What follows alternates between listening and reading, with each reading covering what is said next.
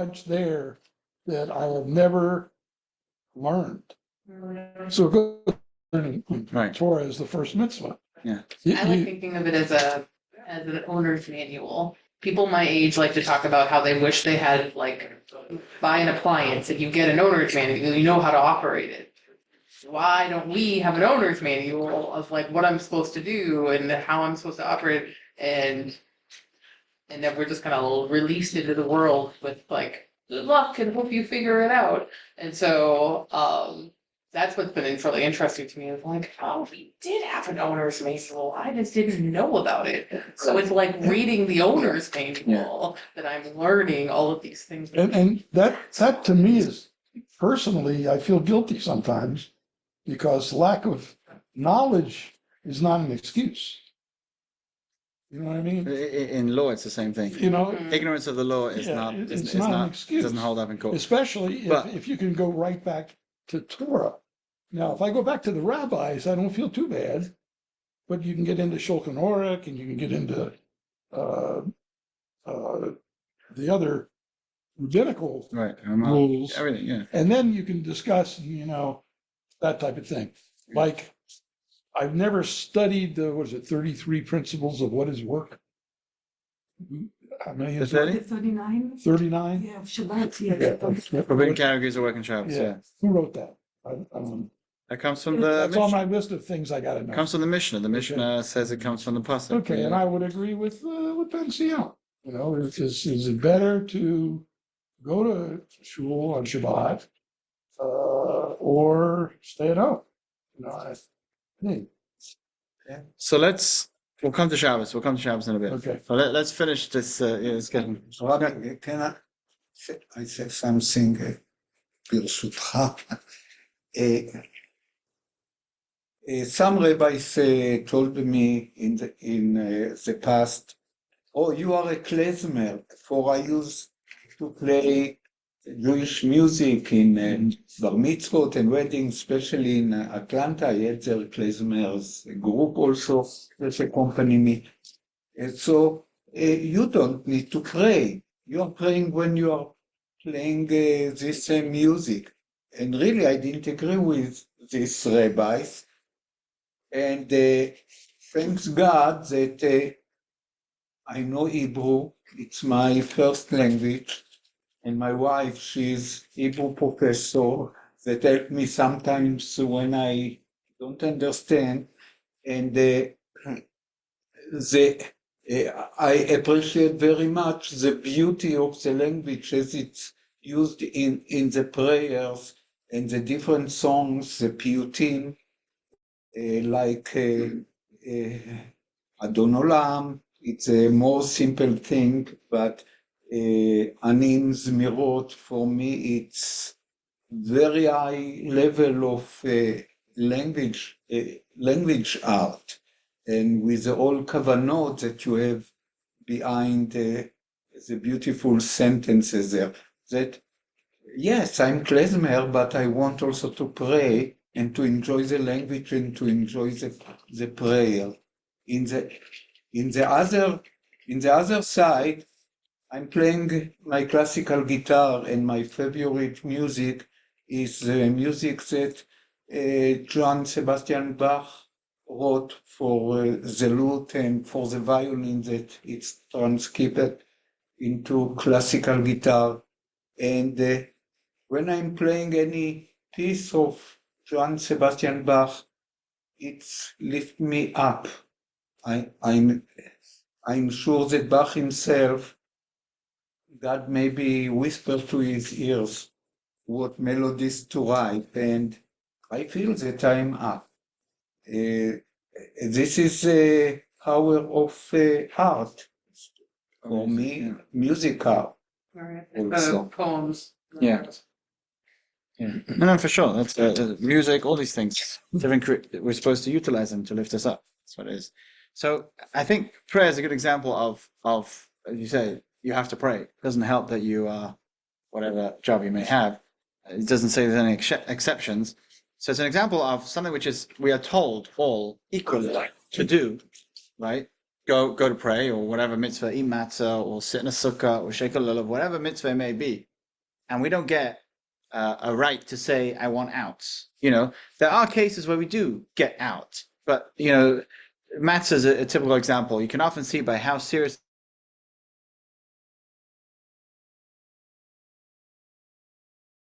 people take the mitzvah of matzah. How serious is matzah? If nobody wants to eat a bucket load of matzah, so who eats more matzah? Well, people who are more serious about mitzvahs. They want to make sure that they're doing this mitzvah 100%. And if you go to some less religious seder, they'll eat one bite and done. Unfortunately, they're not done. They didn't accomplish a mitzvah because the mitzvah has parameters, and it's not about the semantics and the show and I made some crumbs, so therefore I fulfill the mitzvah. There's specific parameters around the mitzvah. The same goes for lulav, same goes for sukkah, the same goes for this. It's so everything, every rule that we have has parameters because by definition, if a rule is serious, it has details. For example, if you look into any law in secular law, for example, if I ask you if you're speeding, if you're not wearing a seatbelt in South Carolina, the fine is $25. That's true, by the way. Fine is $25. Now, what happens if I'm wearing half a seatbelt? Or what happens if I'm wearing a seatbelt behind? You know what? All of those questions are answered. If you read the law, which is hundreds and hundreds and hundreds of pages, then it's answered. So why is it that when you look into some religions or some denominations and you look into the laws, there's no specifics. It's just like, yeah, pray or give charity. How much? When? What? Or eat matzah. When? So all of these things, if they're not defined, it's not serious. That is a rule which you can take with you anywhere you go. Anything which does not have a clear definition is not serious. In halacha, the reason why there's so much written is because it's very, very, very serious. We want to make sure that when we go to the world to come, we come with a package of mitzvahs that we fulfilled 100%, and not, oh wait, you ate the wrong matzah, you didn't do the mitzvah, or you ate it the wrong day, or whatever it may be. And that's why it's very, very serious. Everything we do, one of the biggest turnoffs from halacha Yiddishkeit, halacha Judaism, is the details. Often people be like, I want Judaism without all the strings attached, right? People will often say that, and that's why people are scared to come into a from shul because of mechitza and all this and all the rules. They don't want all the rules. They just want to go. They just want to tick the box and be Jewish. The logic, by the way, if you're smart, you realize it's the exact opposite. If there's no details, if there's no rules, if there's no parameters, if every question you ask is just like, yeah, whatever you want. I don't know. I can't be bothered fasting on Yom Kippur this year. Yeah, I don't know. Whatever you want. No, there's books written on what's considered life-threatening, when you don't need to fast, if the doctor tells you to eat, how do you eat? You don't just eat a steak on Yom Kippur. No, you eat certain amounts and measurements if you have to, and it's life-threatening. How much do you drink? You don't just drink water, you drink juice because that will give you more nutrition. The amount of details it's all written down because it matters. Because the Torah, God himself told us, you have to fast on the 10th day of Tishrei, which is Yom Kippur. So if there's no details, it's not serious. And anytime you see it's a joke. It's like going to court on TV. Anything goes. Or if you go to real life court, everything is the lawyers come in with piles of paper this big. Because the details matter, because this is real. This isn't fake. It's exactly what the rabbi said. They build fences. Those fences are watching us, okay, not to break through and actually to lose our way. Yeah. Because if I'm not going to have this fence, I'm going to go far away and completely forget where I at the end.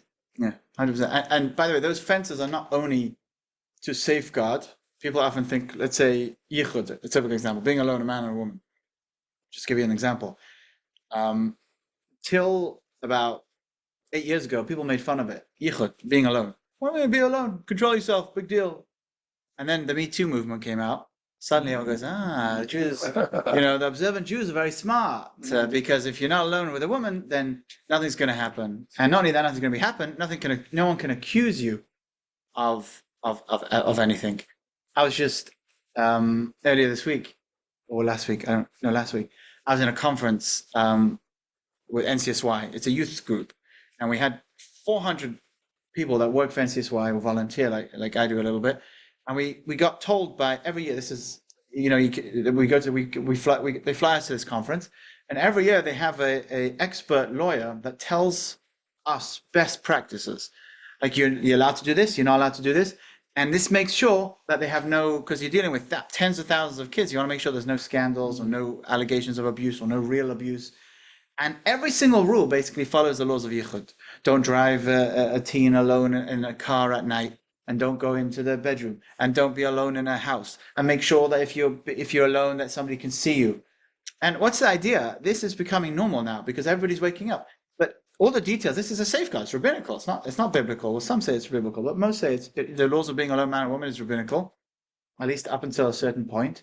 But it's not only is it a safeguard, but it in and of itself makes sure that we never put ourselves in a situation which is unholy. That's why, and you can think of all of the rabbinical laws, almost all of them. It's very easy to explain like this.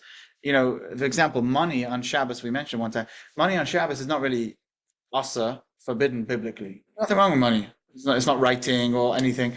Why is money forbidden? Because you might come to write. So it's a safeguard. But it's not really just a safeguard, because you think if the market was open on Shabbos and we had a big store open, that wouldn't be in the spirit of Shabbos. Business is not in the spirit of Shabbos. Shopping is not in the spirit of Shabbos.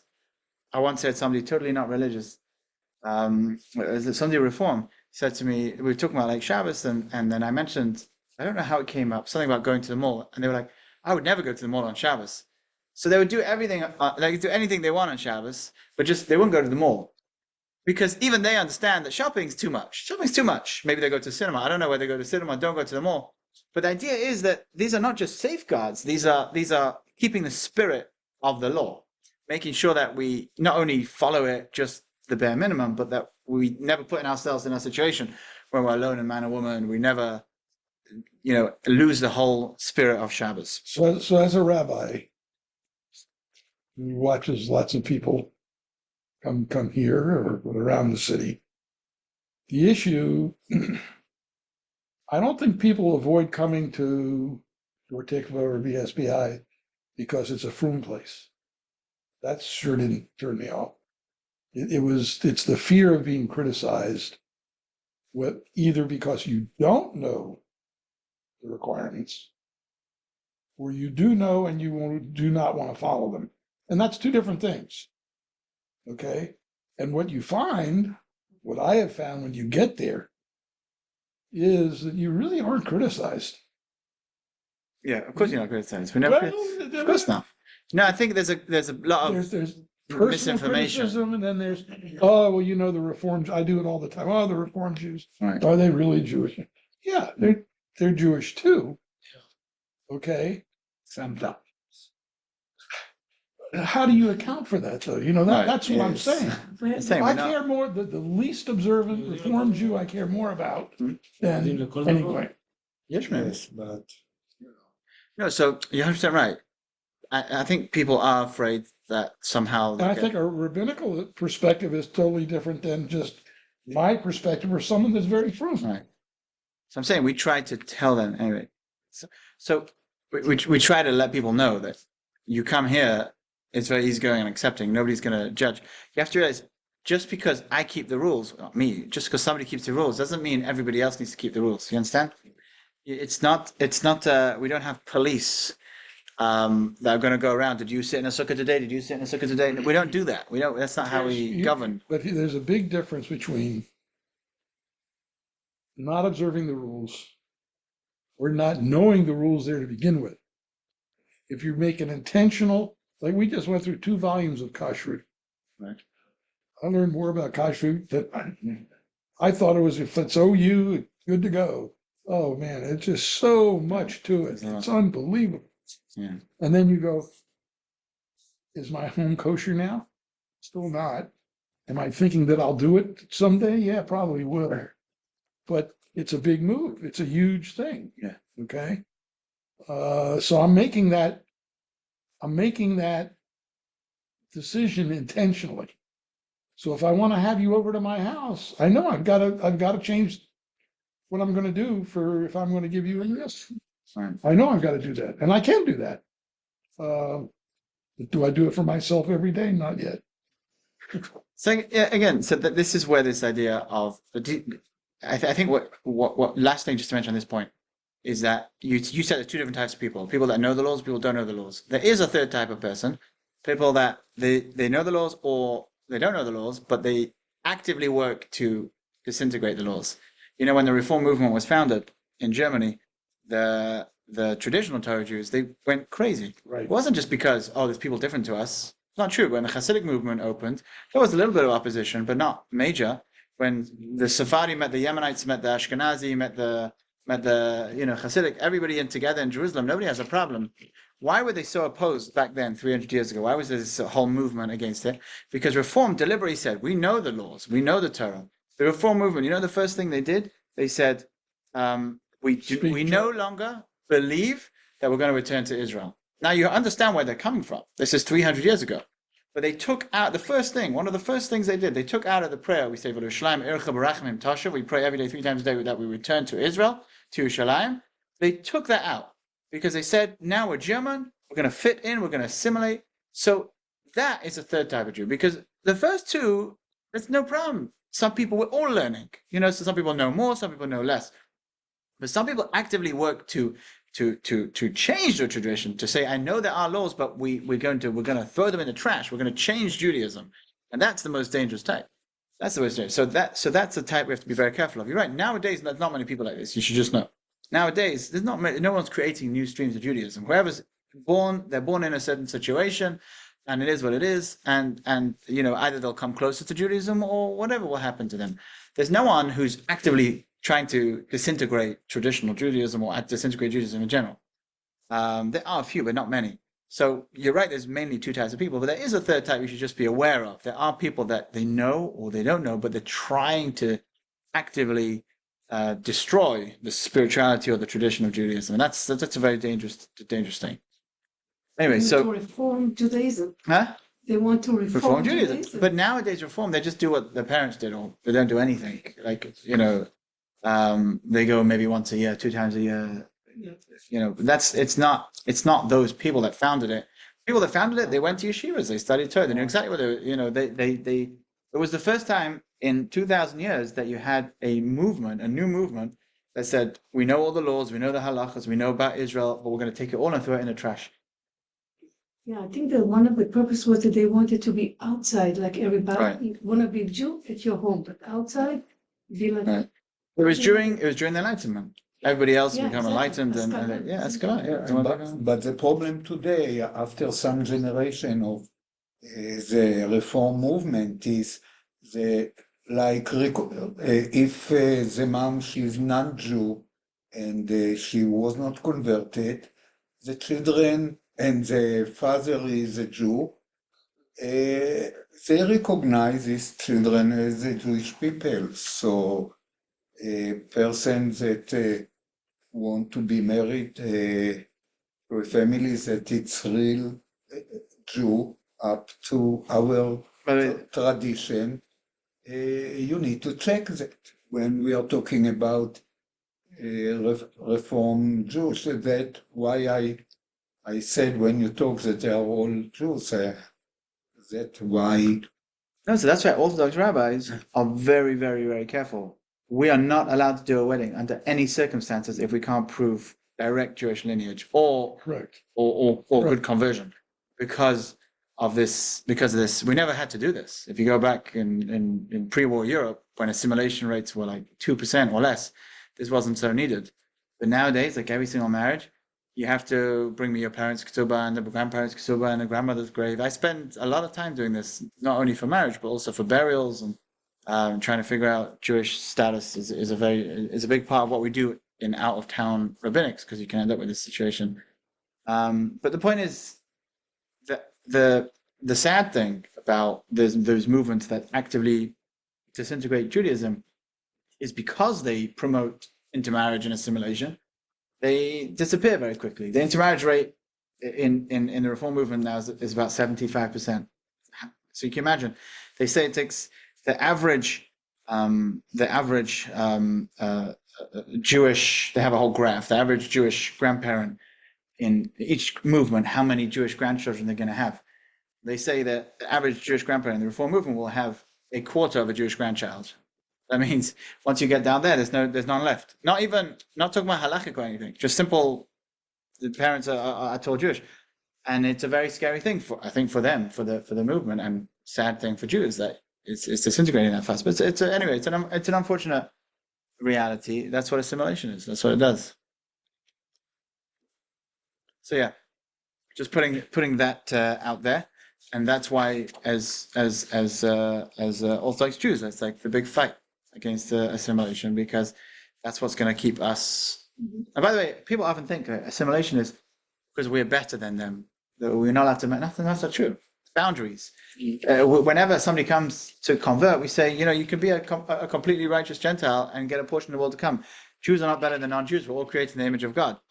We're different. We're a different role. And therefore boundaries. The fact that a brother doesn't marry a sister is not because one's better than the other, it's just because boundaries. People often confuse boundaries with superiority. When I had The chosen people. chose people, when I had a three rabbi panel debate, so this came up. They asked, are the Jewish people the chosen people? And I said, yes. And then I'm not going to say who, but somebody else said, no, we don't say that anymore. We don't say that anymore because it is superiority. You're saying we're better. I said, no. I didn't say we're better. I said we're chosen. What's the difference? I said, let me ask you something. If a policeman pulls you over, is he better than you? No, he's not better than you. But he's chosen. Look at him. He's in uniform. He has the right to pull you over. He has the right to come in your house. Is he better? No, he's not better. I said, in fact, he's worse because he is a servant. He's a public servant. Literally, he works for the people. So I said, he's different. Doesn't mean he's better. Within Jews, we also have priests and Levites, Kohanim, Levim, Israelim, different categories. Better, we have different jobs, different roles.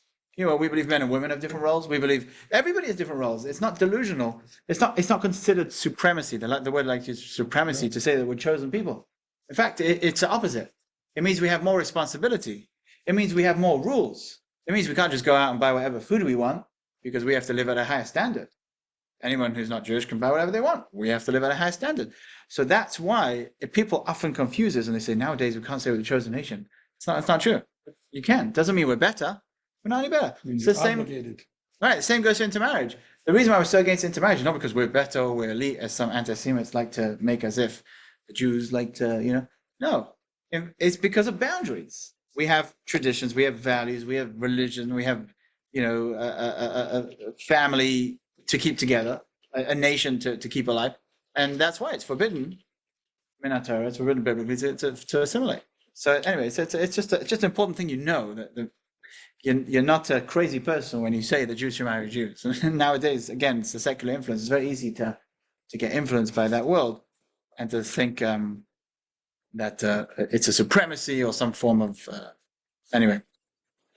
Okay, so the next idea. Let's just finish the topic we were talking about. We're talking about specifics. The idea of having rules, having sets, fences, and rules to listen to. By the way, you can compare it to when you're in the king's palace, when you're in the White House. I never went to visit the White House, but I'm assuming if you go visit the White House, it's the same when you go visit Buckingham Palace. There's many different rules.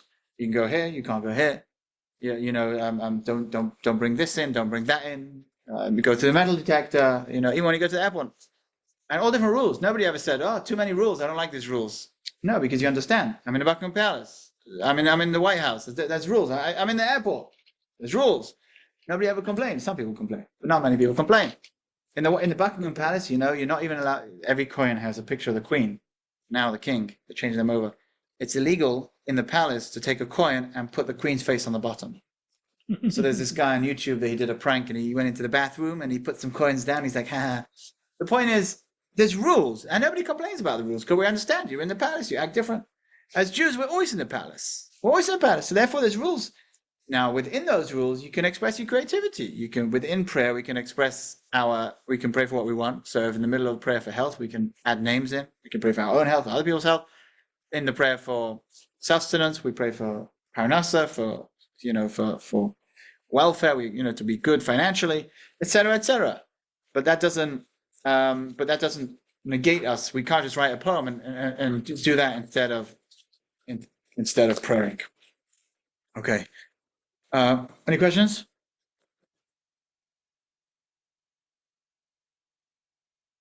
Yeah, somebody said, Tipora, I'm assuming that's your name, says lots of Reform Jews who are very involved and go to temple every week or multiple times a week. That is true. There are many. Yeah, you're right. But on average, the more secular that Jews are, the less connected they are. Because again, it has to do with the way people view religion. How important is it in their life? For example, statistically, somebody in an Orthodox community is almost 100% likely to send their kid to a Jewish school. Somebody in a conservative community, I don't know what it is, but just estimating, maybe 30, 40, 50, 60%, I don't know. And in Reform, it's very, very low. In fact, I think there's about I want to say, I just checked the statistics the other day. I think there's about 350,000 kids enrolled in Jewish day schools across the US. Of all of those 350,000, I think around 310,000 are enrolled in Orthodox schools or in Orthodox run schools, or in day schools like ours, which is general school. The Reform and the Conservative have a small measure, like 30,000 or something, in the Solomon Schechter schools. There used to be 20, now there's 10, half of them closed down. And Reform day schools, there's not many of them. And you can ask why. Why is there no? Why they have their Sunday schools and their religious school, but in general day-to-day life, they're in secular schools for day school. Why? The answer is because in that community, it's not as important. Not judging. I'm just telling the reality. And again, this comes back to the way that each denomination will approach mitzvahs. For Orthodox guys eating matzah, he's eating a gazillion matzahs just to make sure that he ate the largest measure within the minimum amount of time so that he fulfilled the mitzvah. He takes it very, very seriously. And some other Jews are more cultural Jews where they'll eat matzah, but it's I had a cracker or I had a little bit and I ticked the box and I did one Seder, the second Seder we don't do, whatever it may be, you know what I mean? So again, I'm not saying again that anybody's better than anybody else. But it's just a reality that there is differences between the denominations, which are very factual, and people have different approaches to how they view religion. And by the way, just to come to your point, people often say that Orthodox Jews view religion as a stress, and there is something to that. As a stress, as a burden, you see somebody eating that much matzah and it stresses you out. Or it's raining and he's sitting in the sukkah. Sometimes they go overboard. You're not supposed to sit in the sukkah in the rain. But and that is true, by the way. I knew people that were OCD, so when they'd go wash their hands in the morning, they were never sure that they washed their hands properly. So they would wash it again and again and again and again, and then their hands would get like parched, And I know people like this, and it's a problem. Religion over the top can lead to OCD, and but the flip side of it is, the taking religion sort of too lightly in the eyes of traditional Torah Judaism would be, just become a cultural Jew, which is, I do. There's a branch of Judaism which is, I think it's called Reconstructionist or something, or humanistic. Yeah. No, humanistic. It's even humanistic. They don't believe in God. They really don't. Unless I got the name of the denomination wrong, they don't believe in God, but they like to do the Jewish things because it feels good. So they'll do a bar mitzvah. They do bark mitzvahs for the dogs. It's true. I'm not making that up. Yeah, it's true. And they also they just eat matzah, because they like that, and they'll pick and choose, but they don't even believe in God. So there's many different levels in Judaism. It's like a very wide spectrum. But the point is, we believe that there's rules because there's a creator created the world for a purpose. The purpose is the guidebook that's given to us, the Torah. We try to follow. We don't do everything. In fact, it's impossible for any Jew to do every mitzvah because we're not a priest, and a priest is not a Levite, and a Levite is not an Israelite. So ironically and unironically, God, Hashem, made the Torah in a way that none of us can fulfill the whole thing, which is fine. But the idea is that we appreciate that this is the manual that we're going to try and follow as much as we can. Right? And so we're going to try and follow as much as we can. But to say, well, that doesn't apply, and I don't like that, and this mitzvah and this prohibition, and I don't like that anymore, then you're picking and choosing from the Torah, which is effectively, either denouncing God or saying I know better than God. How many people do you have on there? Just one. Just want to say something about. Oh, go ahead. Do you want to say something? No, you first. Okay, about doing the mitzvot. I'm talking about the letter of Jacob. This is exactly, I think, the way I see that. That's how we should live our life. That we need to strive to go one shelf higher. Sometimes you're going to fall, but you're going to go back. So always the purpose is up, not down. 100%. But it's only up if you believe that it's good to follow the Torah. If you say, I'm choosing from the Torah, then I'm going to choose 2 mitzvahs, maybe a lulav and a shofar, and that's it. There's no up because I don't believe in any of the rest. So you understand? You have to first believe. Yeah, but sometimes there are temptations in life. For and sure. you fail. For sure, So 100%. that's what I'm saying. It's Even all about the ladder. Judaism gives you the option again to raise up yourself and to go up. 100%. Yeah, That's what it's about. let me offer a challenge. If I had the three rabbi panel, okay, you can have two because you got two Orthodox, one conservative. And I say, okay, our next panel discussion will be about 5 things we all have in common. You go write your 5 down, you go write your 5 down, you go write your 5 down. That's the discussion I want to hear. That's That's the discussion I want to hear. I don't want to hear about, I don't have to keep kosher. I do have to keep kosher. I know you don't keep kosher. I know half of you don't do it. I know 80% of you do it. And I'm beginning to learn what it is, but what do we all have in common? And that gets me back to, forget about this North American, well, you're familiar with this, North American bias. The center of Judaism is now in our homeland, in Israel.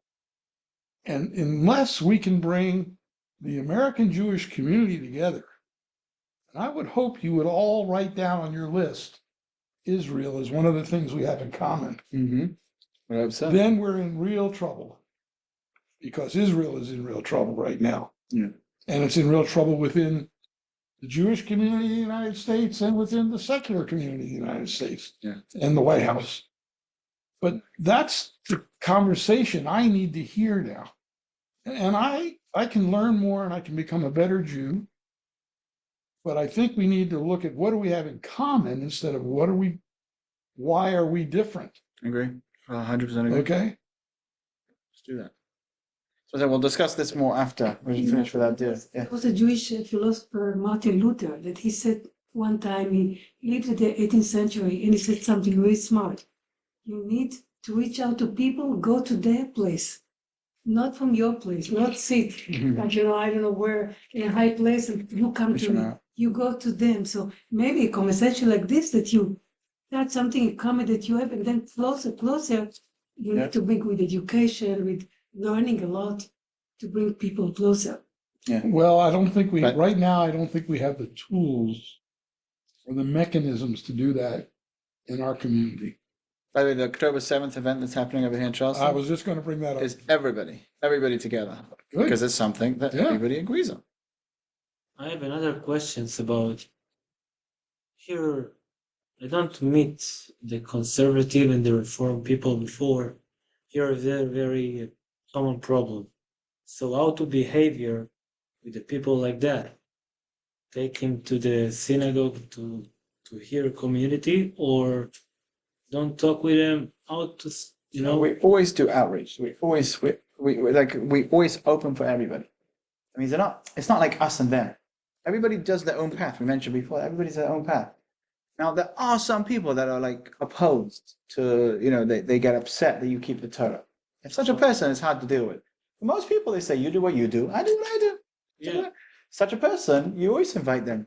Of course, you're always welcoming, you're always, כתוב בתורה, ימין מקרב, שמאל דוחה. We always do, we bring people in with our right hand, which is our strong hand, and if we need to, sometimes you need to tell someone off. A child misbehaving, you tell them off. With the left hand, with a weaker hand.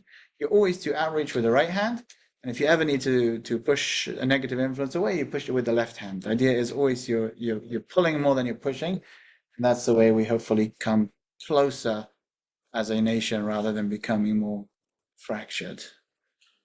Anyway, thank you. Thank you so much. תודה רבה, רני. Welcome.